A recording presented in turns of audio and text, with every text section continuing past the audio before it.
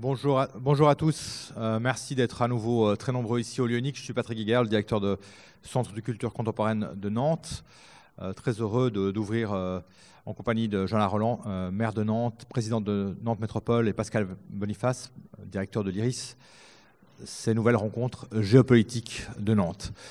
Dans un monde parfait, peut-être pas idéal, mais parfait, ces rencontres géopolitiques n'existeraient pas, puisqu'elles seraient inutiles. Le monde serait simple, facile à appréhender, tout le monde serait bienveillant. Mais comme l'a dit récemment Eric Cantona, on a le droit de citer des footballeurs ici au lieu unique dans le cadre des jeux politiques, vous le verrez. Nous sommes dans un monde régi par la guerre et le crime. Donc plus que jamais, ces rencontres géopolitiques semblent indispensables. Je veux dire que lorsqu'en 2013, nous avons fondé ce rendez-vous avec Pascal Boniface et Nantes Métropole, j'étais loin de m'imaginer qu'il serait aussi indispensable avec autour de nous Salvini, Bolsonaro, Trump, le Brexit et le reste. Je crois que pour agir, il nous faut avant tout comprendre et que nous avons l'ambition avec les géopolitiques de vous aider, de nous aider à comprendre le monde dans lequel nous sommes aujourd'hui. Très bonne rencontre géopolitique à vous. J'appelle Jean Roland, maire de Nantes.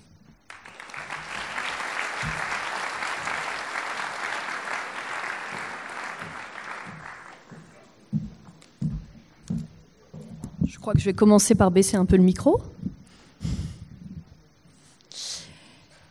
Cher Lilian Thuram, monsieur le directeur de l'IRIS, cher Pascal Boniface, monsieur le directeur du lieu unique, cher Patrick, mesdames et messieurs, c'est évidemment un plaisir de vous retrouver à nouveau cette année pour la 7e édition consécutive des géopolitiques. Dans un monde chaque jour plus complexe, dans un monde où les enjeux sont multiples, pouvoir analyser, regarder ensemble les défis de notre temps me semble en effet indispensable. Cher Pascal, j'espère que vous et toute l'équipe de l'IRIS, au bout de 7 années consécutives, se sentent ici un peu chez vous. J'en forme le souhait. Vous redire tout simplement, pour commencer, mon plaisir, notre plaisir de vous accueillir à Nantes. Je voudrais saluer le directeur du lieu unique, Patrick Guiguer, et à travers lui toute son équipe pour contribuer grandement à la dynamique intellectuelle, à la dynamique culturelle, et puis à se dire qu'à Nantes, ville où on aime l'éducation, ville où on aime débattre, ville où on aime partager des idées, eh bien on ne s'endort pas sur nos lauriers, mais on continue à porter cette exigence aussi de contradiction, cette exigence d'imagination, cette exigence aussi de rigueur dans l'analyse intellectuelle pour mieux agir. Nous devons en effet d'abord essayer de mieux comprendre et pour cela de confronter nos points de vue. Vous nous proposez pendant 2 jours de prendre le temps de la réflexion face au prêt-à-penser d'une société qui va toujours plus vite, d'une société parfois surinformée, passant un peu trop souvent d'une question à l'autre sans toujours d'ailleurs rechercher les liens entre tel et tel événement, dans une ère du zapping, je crois qu'on peut le dire, qui parfois prétend nous dicter nos analyses, nos émotions aussi, et de nous convaincre ce qui devrait être considéré comme important et ce qui ne le serait pas. Rendre accessible à toutes et à tous la compréhension des défis majeurs d'un monde sans cesse en mutation, sans jamais céder à la simplification. C'est tout l'enjeu que nous nous sommes donnés ensemble, c'est tout l'esprit des géopolitiques. Et cher Lilian Thuram, nous sommes ravis de vous y accueillir cette année pour cette leçon inaugurale, comme on dit dans le cadre des géopolitiques, du sport.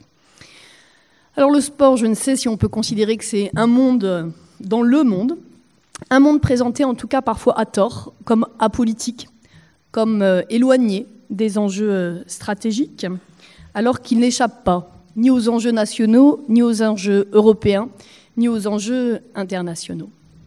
La France a accueilli la Coupe du monde de football féminine cette année, tout juste un siècle après l'organisation du premier championnat de France de football féminin.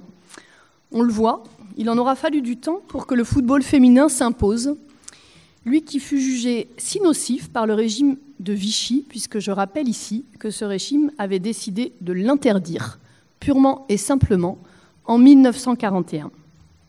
Au niveau international, les manifestations sportives comme les Jeux Olympiques ou la Coupe du Monde constituent une occasion pour les États de s'unir parfois La candidature commune des États-Unis, du Mexique et du Canada pour l'attribution de la Coupe du monde de football en 2026 en est d'ailleurs un exemple récent.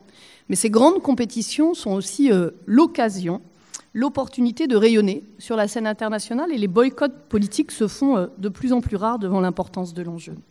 On a beaucoup parlé de la Russie quand elle a organisé la Coupe du monde de foot en 2018, beaucoup du Qatar qui l'organisera en 2022, mais on peut remonter encore plus loin.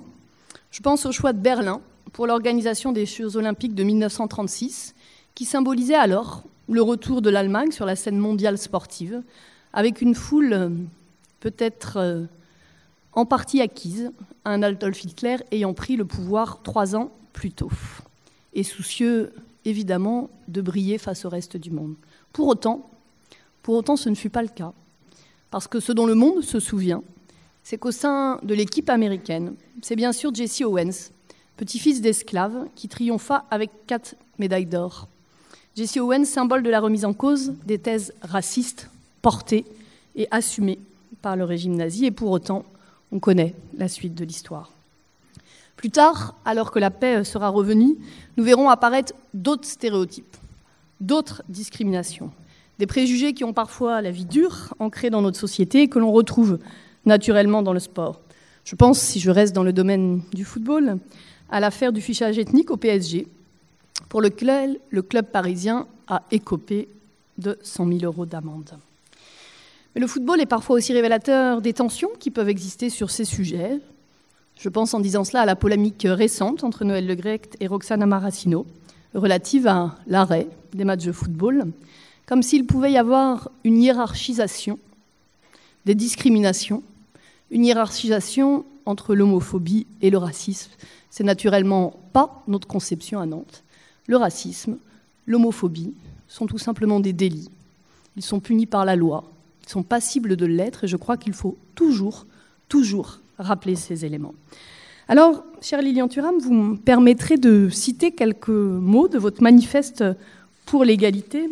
Vous y écrivez, je cite donc, « Pour comprendre le monde dans lequel on vit, il faudrait expliquer qu'il n'existe pas de fin, pas de limite au questionnement, ni de frontières au champ d'investigation qui s'offre à nous. Nous devrions être plus ouverts à toutes les curiosités, à toutes les interrogations. » Je voudrais vous dire comment ces mots résonnent dans une ville, je l'ai dit, éprise de culture, et comment cette idée de s'ouvrir au questionnement, condition indispensable de l'émancipation individuelle et collective, résonne ici au géopolitique. Je vous sais attaché à cet effort nécessaire de la pensée, particulièrement dans le combat que vous menez contre le racisme à travers la fondation que vous avez créée en 2008. Je profite de cette journée pour saluer cet engagement, vous dire qu'on a besoin de ce travail et de cette capacité à le porter. Et puis je vais vous faire une petite confidence personnelle. Je suis évidemment ravie d'accueillir ici un footballeur aussi connu et reconnu. Je suis évidemment ravie d'accueillir quelqu'un qui a mis sa notoriété au profit d'une juste cause. Mais au-delà de ça, personnellement, ce que je garde en mémoire, c'est un échange il y a quelques années, je n'étais pas encore maire. Vous étiez venu, assez discrètement d'ailleurs, avec assez peu de médias sur le quartier des Dervalières, qui est un de nos beaux quartiers populaires de Nantes. Il se trouve qu'en plus c'est le premier quartier où j'ai été élue, donc j'en garde un attachement particulier. Et j'ai très exactement en mémoire la discussion que vous aviez eue avec un jeune collégien, qui devait être en 4e ou en 3e, et les mots que vous aviez choisis pour lui donner confiance. Pour lui donner confiance et pour lui donner l'énergie de refuser un certain nombre de choses qui sont évidemment inacceptables, pour trouver les mots aussi pour partager ces sujets. Je voulais partager ici cette confidence et vous remercier au nom des Nantaises et des Nantais d'être présents ici cet après-midi. On peut l'applaudir.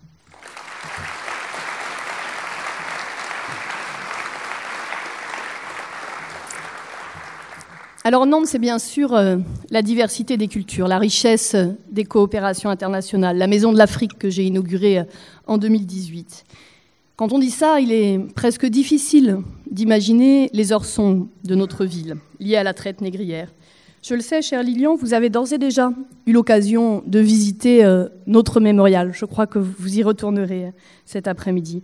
En faisant cela, Nantes a fait le choix de regarder son passé bien en face, sans esprit de repentance, avec la volonté de se dire que ces sujets dits d'hier sont des sujets d'aujourd'hui et de demain. Et que si on veut tirer les leçons, si on veut agir sans reproduire, mais surtout si on veut considérer que ces questions de mémoire n'appartiennent pas à telle ou telle communauté, mais bien à l'ensemble de la société française, alors il faut le dire, alors il faut le démontrer, alors il faut le partager. Le mot liberté est écrit en plusieurs langues au sein de ce mémorial, puisque c'est en son nom que révolte et insurrection ont toujours eu lieu. C'est vrai encore aujourd'hui, je pense aux manifestations qui agitent Hong Kong depuis plusieurs mois et qui veulent entraîner leur pays vers davantage de liberté. Le mot du mouvement est d'ailleurs lié à celui de liberté. Mouvement, c'est Irak en arabe. Et les géopolitiques vont s'intéresser cette année justement à une Algérie qui est peut-être à l'aube d'un changement radical. En Algérie, comme à Hong Kong et dans bien d'autres régions du monde, la rue existe plus de liberté, plus d'information, plus d'expression, plus de respect de la démocratie, tout simplement. Le respect de la démocratie dans la société d'hier comme dans celle d'aujourd'hui interroge forcément le rapport au pouvoir. Le rapport à un pouvoir parfois autoritaire. Je sais que dans vos débats, dans vos conférences, vous allez interroger par exemple la situation de Vladimir Poutine, homme de la crise ukrainienne bien sûr, mais aussi celui de l'asile accordé à Edward Snowden. Quel héritage laissera-t-il en 2024 ? Cela dépendra certainement du positionnement international qui aura été le sien. Lui qui s'appuie d'ailleurs de plus en plus sur Pékin, alors que la Chine le considère comme un partenaire économique parmi d'autres, notamment dans son duel avec les États-Unis, que vous évoquerez aussi, je crois, cher Pascal, dans le programme que vous nous avez proposé. En réalité, de plus en plus, les enjeux mondiaux posent les questions de leurs limites géographiques et politiques. Ainsi, je crois pouvoir dire que Donald Trump a surpris toute la commune internationale en proposant subitement de racheter le Groenland au Danemark cet été. Et puis, il y a eu les tensions diplomatiques entre le Brésil et la France au cours du G7, autour d'une interrogation. Les limites étatiques peuvent-elles tenir face à des enjeux mondiaux, face en particulier à ceux de l'environnement ? Le Brésil de Bolsonaro n'est qu'un exemple de la montée en puissance sur tous les continents, de gouvernements aussi conservateurs qu'autoritaires. Et je salue le fait que, toujours dans votre programmation, vous nous proposiez de regarder ce qui arrive à l'Italie, pour reprendre quasiment mot à mot l'intitulé que vous nous proposez. Au fond, on pourrait se demander à l'heure des grandes transitions si c'est la montée des eaux ou la montée des populismes dans le monde qui, la première, engloutira notre civilisation. Ce qu'il y a de certain, c'est que la montée des mers est plus importante que celle qui était attendue selon les études récentes. Des conséquences profondes pour l'humanité, je ne vais pas ici reprendre l'ensemble des éléments du rapport du GIEC, mais le scénario le plus pessimiste d'un réchauffement de 5 degrés, qui correspond à la trajectoire actuelle si on ne l'infléchit pas, induirait, selon ces mêmes études, la perte de 1,79 million de kilomètres carrés de terre et le déplacement de 187 millions de personnes. J'évoque ces chiffres ici parce que la crise climatique qui s'annonce est totalement liée aux questions mondiales de l'alimentation, de santé et de migration. Quand on a en tête que demain, il y aura plus de réfugiés climatiques que de réfugiés économiques, alors on se dit que oui, il y a urgence à prendre à bras-le-corps ces sujets. On estime qu'entre 2030 et 2050, le changement climatique sera à l'origine de 250 000 décès annuels supplémentaires, notamment du fait de la malnutrition. Je l'évoque parce qu'il ne m'a pas échappé que les géopolitiques se demanderont aujourd'hui si l'on pourra toujours nourrir la planète à cet horizon. Face à ces défis majeurs, je crois que nous avons une responsabilité. Le temps de l'analyse, le temps de la compréhension, le temps du partage et le temps de l'action. Demain, 70% des habitants à l'échelle du monde habiteront dans les villes. Alors soit on considère qu'on est une part du problème, soit on considère qu'on est une part de la solution. Vous aurez compris qu'à Nantes, on considère plutôt qu'on est une part de la solution. Et que sur ces sujets, sans relâche, il nous faut agir. C'est ce que nous faisons ici sur la transition écologique. C'est ce que nous avons fait à Nantes sur le champ des migrations. Quand l'été dernier, j'ai dû mettre à l'abri avec mon équipe municipale 700 demandeurs d'asile parce que l'État, je le dis sans esprit de polémique, ne faisait pas son travail. Je l'ai fait parce que c'était ma responsabilité politique et citoyenne. Et je vous le dis, je vous le confie, c'est sans doute la décision qui m'aura le plus marquée durant mon mandat de maire.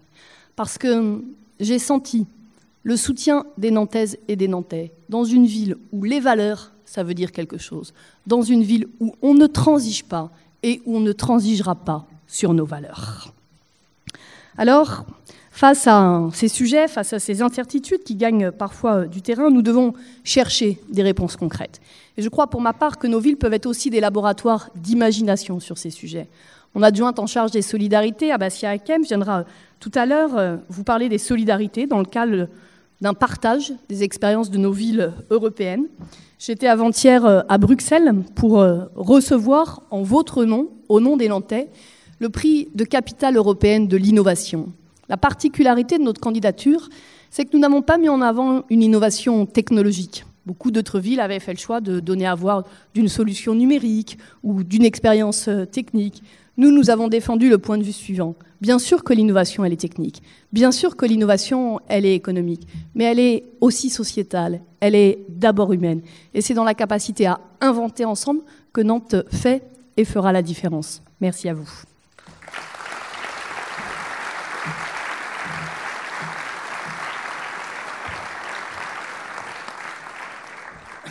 Bonjour à tous, merci chère Johanna de ce magnifique discours, de cet accueil, et merci aussi à Patrick Giguère.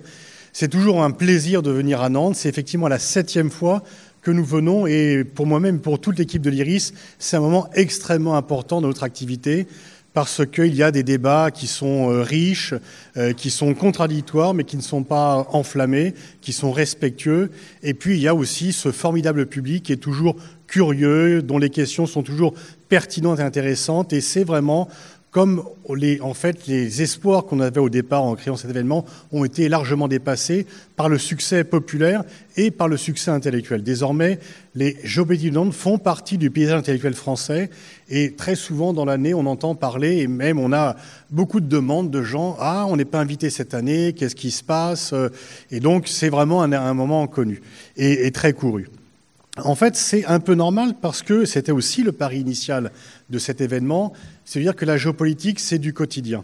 C'est pas uniquement réservé pour les spécialistes. Moi, quand je suis retourné hier pour mon plus grand plaisir, comme je le fais chaque année dans le lycée où j'étais à Mantes-la-Jolie au Val-Fouré pour faire un peu des conférences, aider les lycéens, et je leur disais, quand j'étais à votre place, l'anglais, c'était pas nécessaire. C'était une matière, mais comme d'autres, en fait, si on loupait à l'anglais, on était rattrapé par d'autres matières et on n'avait pas besoin de l'anglais, sauf si on voulait devenir prof d'anglais, bien sûr. Aujourd'hui, voilà, je me suis mis à l'anglais, pas au lycée, mais plus tard, parce que dans mon métier, j'ai besoin de l'anglais. Et aujourd'hui, on peut difficilement circuler si on parle pas anglais, parce qu'il y a plein d'étrangers qui viennent, qui parlent anglais, et on va souvent dans les pays étrangers où ils parlent anglais. Et puis, aussi bien comme citoyen que professionnellement, on a besoin de l'anglais. La géopolitique, c'est pareil. Aujourd'hui, on a besoin de la géopolitique, pas uniquement pour devenir chercheur ou prof de géopolitique. On en a besoin pour la vie quotidienne. Et ce n'est pas un hasard si la géopolitique a été introduite en première cette année, elle le sera en terminale l'an prochain. Et je trouve que c'est une bonne chose que de montrer aux jeunes lycéens qu'ils ont besoin de la connaissance du monde extérieur, parce que s'ils ne connaissent pas, eh bien, ils loupent une part importante. Et donc, je dirais que la géopolitique, c'est comme était l'anglais il y a une trentaine d'années, une quarantaine d'années pour être franc, c'est quelque chose qui est indispensable pour opérer dans le monde, dans le quotidien, parce qu'on en a besoin sans devenir spécialiste de cela. Et donc, c'est ce que l'on essaye de faire à Nantes avec la complicité active de Nantes Métropole et de Lieux Uniques, c'est justement de discuter tous ensemble de ces sujets, de considérer qu'ils ne sont pas réservés aux spécialistes, qu'ils sont appropriés par chacun, de toute génération, les lycéens, les citoyens, parce que, eh bien, si vous ne regardez pas la géopolitique vous regarde. Aujourd'hui, s'il y a effectivement un drone d'origine iranienne qui bombarde des infrastructures en Arabie Saoudite, ça ne concerne pas que les pays du Golfe. Si le climat entre la Chine et les États-Unis se tend un peu plus et qu'il y a une guerre commerciale dont il est difficile de penser qu'il y aura des vainqueurs et dont on peut penser qu'il n'y aura que des perdants, eh bien, ça ne concernera pas que la Chine et les États-Unis, ça nous concernera tous. Et les événements en Algérie ou en Italie, pour prendre quelques-unes des thèmes que l'on va débattre, dont on va débattre aujourd'hui, eh bien, n'ont pas uniquement des répercussions dans l'environnement régional. les événements ont des répercussions mondiales et donc c'est pour cela qu'il est parfaitement indispensable de connaître le monde extérieur parce que, en fait, le monde extérieur est notre monde intérieur. Il n'y a plus de monde extérieur. Nous vivons dans un monde dans lequel les frontières sont élargies. Les frontières existent toujours, d'ailleurs, contrairement à ce que disaient certains. Et elles sont d'ailleurs plus difficilement franchissables dans un sens que dans un autre. Si je veux aller au Sénégal, j'ai besoin de 600 € et j'y vais en 6 heures.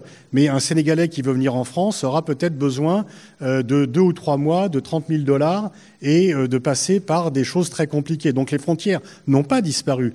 Mais en même temps, le monde, lui, il est sans frontières, c'est-à-dire que les événements de l'extérieur sont intérieurs. Et en même temps, effectivement, ce qui arrive ici chez nous en France a des répercussions extérieures. Ce qui se passe chez nous est observé dans le monde entier. Moi qui vais souvent à l'étranger, je suis toujours frappé et je suis habitué maintenant à ce que les étrangers connaissent assez parfaitement ce qui se passe dans notre pays.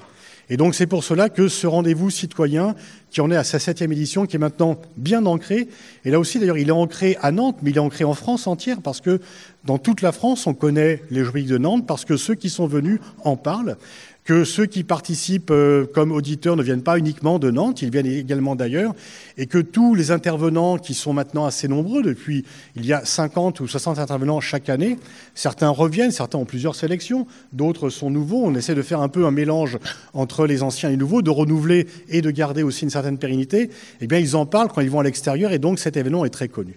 Et donc merci de votre fidélité, merci encore à Nantes Métropole, à Johanna Roland, à Patrick Giguère, lieu unique, de nous accueillir. C'est vrai que, honnêtement, je me sens chez moi ici. Je me sens chez moi. Et à chaque fois que c'est un moment important dans l'année, quand les vacances se terminent, la perspective de venir à Nantes rallume un peu une flamme qui me ravit, mais qui ravit toute l'équipe. Et il n'est pas très difficile de mobiliser l'IRIS pour venir à Nantes. Je vais maintenant remettre le prix. Chaque année, nous remettons un prix du livre géopolitique. La liste des récipiendaires est maintenant longue, puisque c'est le 7e. Et aujourd'hui, on a donc décerné, ce sont les chercheurs de l'IRIS qui se réunissent. Et chaque année, on a choisi un ouvrage avec plusieurs critères. Le premier critère, c'est l'originalité. On pense un peu, on est un peu fiers à l'IRIS, on pense qu'on est originaux, on pense qu'on ne fait pas comme les autres et qu'on est un peu pionnier, qu'on explore des géopolitiques nouvelles, qu'on n'est pas exploré nouveau, et donc on cherche à voir un peu qui sont également dans cette matière les pionniers. Le second, c'est la qualité pédagogique, parce qu'effectivement, c'est notre ADN, la pédagogie. On cherche par le site, par les vidéos, par les bouquins, toujours d'être le plus clair possible. Moi, en fait, à chaque fois, je me demande, est-ce que mes parents me comprendraient ? Et c'est plus simple de parler quand on se pose cette question-là, plutôt que, est-ce que mes collègues me comprennent ? Et donc, la pédagogie, c'est important. Et puis, la pédagogie, c'est aussi l'ADN de l'IRIS. La pédagogie, c'est pas incompatible avec la connaissance, avec la spécialité, avec le caractère scientifique. On peut être pédagogue sans être... on peut effectivement simplifier sans être simplificateur, comme Johanna, tu l'as dit. Et 4e critère, la volonté de faire progresser le débat public. Peut-être aussi la volonté de ne pas faire progresser la haine de l'autre. Le fait de dire que l'amour des siens, ce n'est pas la haine des autres. Et que la compréhension des autres doit, au contraire, permettre une plus grande proximité, une plus grande relation, et que le rejet n'est pas une valeur à développer, et que par ailleurs, c'est une impasse tout à fait négative.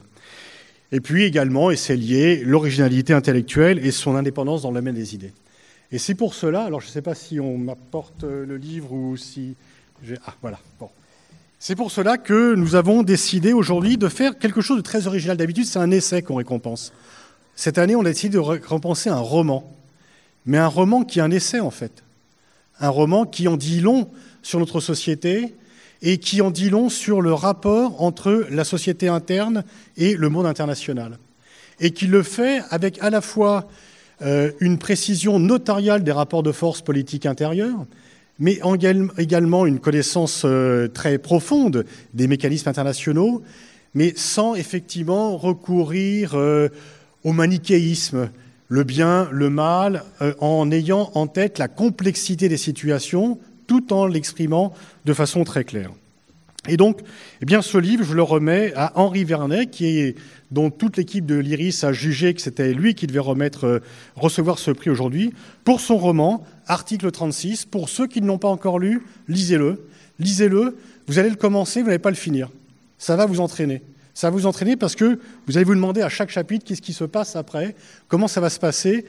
Vous allez avoir des moments où vous allez sourire, des moments où vous êtes glacé et vous allez avoir un peu peur. Mais je crois qu'il en dit beaucoup sur notre société, sur les dangers qui pèsent sur notre société et sur les remèdes également qu'on peut apporter. Donc Henri, c'est avec grand plaisir que je te remets ce prix du livre de géopolitique. Juste quelques mots. Bien, merci beaucoup. Alors, Pascal. Attends, je remercie Henri parce que tu as dû te lever, te coucher à 4h du matin. Il a fait le numéro spécial pour le décès de Jacques Chirac qui n'était pas prévu quand on a décerné le prix et encore plus quand on l'a invité. Et donc je sais que ta nuit a été courte. Merci encore d'être né au moins ici. Donc je fais un peu de pub au passage. Le numéro spécial, c'est pour Le Parisien, donc ce matin, et demain, un hors-série du Parisien, hors-série, donc un magazine sur en effet la mort de Jacques Chirac. Quelque part qui est en résonance d'ailleurs avec tous les thèmes qu'on va évoquer et les thèmes qui sont dans ce livre, c'est-à-dire en effet toutes ces violences, ces tensions qui traversent les États, qui traversent nos sociétés. Et donc je remercie énormément l'équipe de l'IRIS, Pascal Boniface, les géopolitiques, Madame la maire, Johanna Roland pour ce prix. C'est impressionnant de le recevoir dans un tel cadre, donc je suis très honoré, flatté. Je suis aussi heureux que, comme tu as décrit Pascal, l'exercice, j'ai essayé en effet d'être original, de faire œuvre de fiction et non pas un essai politique assez classique pour un journaliste, c'est-à-dire aborder dans une autre voie le roman, le thriller politique, des thématiques qui sont bien présentes, qui sont réelles. L'histoire, juste en 2 mots, c'est un président qui déclenche un état de siège. Un état de siège, donc en France, c'est pas situé ni dans le temps, mais en tout cas c'est en France. Et l'objet du livre, c'est de montrer que c'est presque un lanceur d'alerte, c'est un grand mot, mais c'est l'idée de montrer que les choses peuvent arriver. Évidemment, on le souhaite pas, mais elles peuvent arriver sur fond. Alors, il y a évidemment une résonance avec l'actualité assez tragique, difficile, que notre pays a traversée, notamment depuis 2015, depuis les attentats. Donc, c'est sur fond de terrorisme, c'est sur fond de troubles d'une société qui est troublée, qui est un peu divisée. Et ça montre surtout que, tout est possible, que le pire est toujours possible, le pire aussi peut être évité, puisque le roman, le suspense, c'est construit un peu comme une série, Baron Noir, Bureau des légendes, comme on voudra. Bientôt sur Netflix ? J'espère bien, j'aimerais, très sincèrement, c'est vrai que j'aimerais beaucoup parce que je trouve que le thriller politique, la fiction politique, c'est un genre qui en France n'est pas tellement pratiqué et d'ailleurs davantage pratiqué maintenant à la télévision ou en série que dans le domaine des livres, que dans le domaine des fictions. Donc, or, c'est en effet, comme tu l'as montré, une bonne façon, je pense, de faire, d'expliquer les choses. Donc, j'essaye de ne pas être trop notaire dans le style. Donc, en effet, dans les détails, juste en un mot, voilà, moi j'ai mis mon expérience, je suis journaliste, donc j'ai mis mon expérience de journaliste, j'ai eu la chance comme journaliste de couvrir les questions de défense, les questions internationales, depuis pas mal d'années maintenant les questions politiques, donc j'ai profité un peu de tout ça et en effet c'est vrai que c'est peut-être l'aspect pédagogique qui sous-tend ce roman. Merci en tout cas et j'espère que ceux qui le liront seront intéressés. Merci à vous.